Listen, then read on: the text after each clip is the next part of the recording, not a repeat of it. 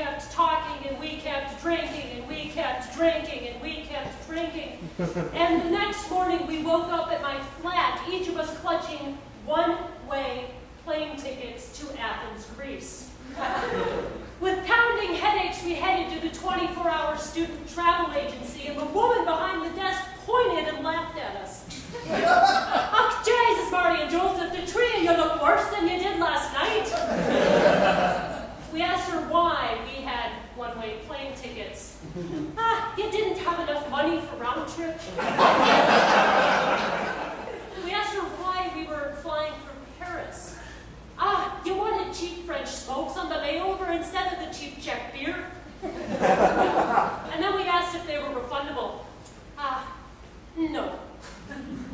And so a few weeks later, we left Athens, landing at sunset in the birthplace of Western civilization. We walked down the street to the ancient neighborhood of Plaka, and a man came up to me and hit me over the head with a pink plastic squeaky club. I was surrounded by signs I couldn't read, and a man had just hit me over the head with a pink plastic squeaky club. Welcome to Athens. We realized that nearly everyone in the street had clubs. We saw groups of people, one on one side of the street, another group on the other, each standing in their own circle, quietly beating their drums on clubs on the ground until at some inaudible cue they raised their arms and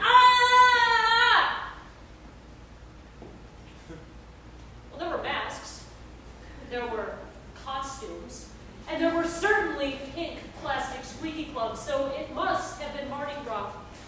But I was pretty sure that just a week before I had been sitting at a gay bar in Dublin when, at midnight, the barkeep had come around, snatched the half-drunk pints from our hands and said, it's Ash Wednesday. You can't drink till you've been smudged.